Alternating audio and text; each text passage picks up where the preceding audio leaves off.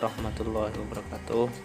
Kami dari kelompok 1 akan menjelaskan tokoh-tokoh pembaruan Islam pada zaman klasik yang anggotanya terdiri dari Dinda Zaskia Ramanda, Rehan Fajri S, Andre, Alwi Mazid, dan Raja Faris.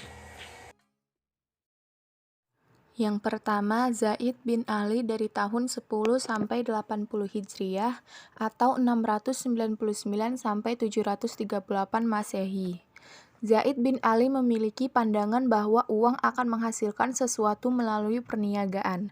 Oleh sebab itu, pandangannya terhadap transaksi jual beli secara kredit dengan harga lebih tinggi adalah sah karena yang terpenting adalah terwujudnya saling ridho di antara kedua belah pihak. Yang kedua, Abu Hanifah dari tahun 80 sampai 150 Hijriah atau 699 sampai 767 Masehi. Abu Hanifah merupakan pakar yang telah memberikan pemikiran dan perkembangan ekonomi Islam. Salah satu pemikirannya adalah tentang salam, yaitu bentuk transaksi di mana pihak penjual dan pembeli setuju bila barang akan dikirimkan setelah dibayar secara tunai pada waktu kontrak disepakati. 3. Abu Yusuf. Pemikiran Abu Yusuf lebih menekankan tentang perpajakan dan tanggung jawab negara. Pemikirannya tertulis dalam buku Al-Kharaj yang ditulis pada masa Khalifah Harun al-Rasyid, dan kitab ini dijadikan rujukan oleh para pakar ulama Islam. 4. Al-Ghazali. Pemikiran Al-Ghazali tertumpu kepada perilaku individu yang dibahas secara rinci berdasarkan Al-Quran, Al-Hadis, dan Ijma.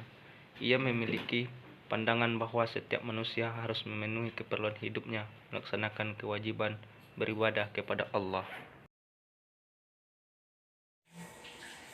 5. Ibnu Taimiyah 661 sampai 728 Hijriah atau 1263 sampai 1328 Masehi. Ibnu Taimiyah menjelaskan 3 teori keadilan dalam aktivitas ekonomi, yaitu upah yang adil, keuntungan yang adil, dan harga yang adil. Konsep harga yang adil yaitu tarif di mana orang menjual barangnya dengan secara umum dan diterima sebagai keseimbangan pada masa yang tepat yang khusus. Ibnu Taimiyah memberikan teori yang masih digunakan dalam ekonomi modern. 6. Ibnu Khaldun 732 sampai 845 Hijriah atau 1332 sampai 1406 Masehi.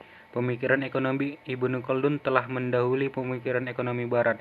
Ibnu Taimiyah memiliki pengetahuan yang luas sehingga mampu menulis pemikiran ekonomi dalam perspektif yang komprehensif.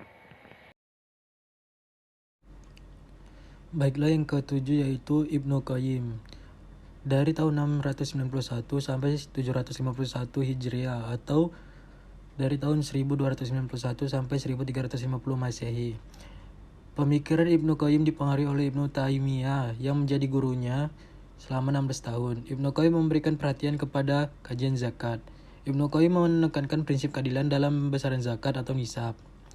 Ibnu Qayyim memperkenalkan konsep penetapan besaran zakat disesuaikan dengan keterlibatan tenaga kerja di dalam suatu aktivitas produksi, di mana semakin banyak tenaga kerja yang terlibat pada suatu proses produksi, maka semakin kecil besarnya zakat di dalam suatu aktivitas produksi. Di mana semakin banyak tenaga kerja yang terlibat pada suatu proses produksi, maka semakin kecil besarnya zakat. Yang ke-8 yaitu Syekh Waliullah Ad-Dalawi dari tahun 1114 sampai 1176 Hijriah atau dari tahun 1703 sampai 1763 Masehi. Syekh Waliullah menjelaskan banyak hal yang berkaitan ekonomi Islam. Syekh Waliullah membahas ekonomi Islam secara umum, tetapi tanggapannya terhadap kesejahteraan ekonomi untuk kehidupan sangatlah bermanfaat.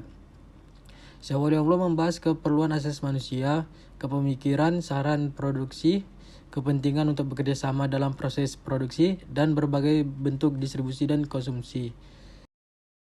9. Muhammad Abduh dari 1266 sampai 1323 Hijriah atau 1849 sampai 1905 Masehi.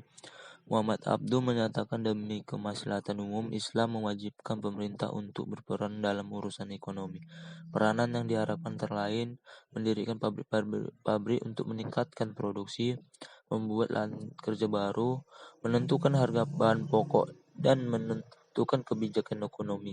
Muhammad Abduh mengartikan perilaku jalim sebenarnya adalah perilaku jalim dalam ekonomi. Yang ke-10, Muhammad Iqbal dari 1289 sampai 1357 Hijriah atau 1873 sampai 1938 Masehi.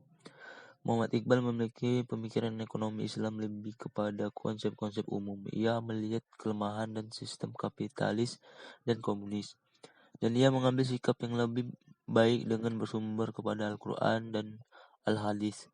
Menurutnya, semangat kapitalis yaitu memupuk modal sebagai nilai dasar sistem ini dan bertentangan dengan semangat Islam. Demikian juga semangat komunis banyak melakukan pemaksaan kepada masyarakat dan bertentangan dengan nilai-nilai Islam. Iqbal memperhatikan terhadap petani, buruh, dan masyarakat lemah lainnya.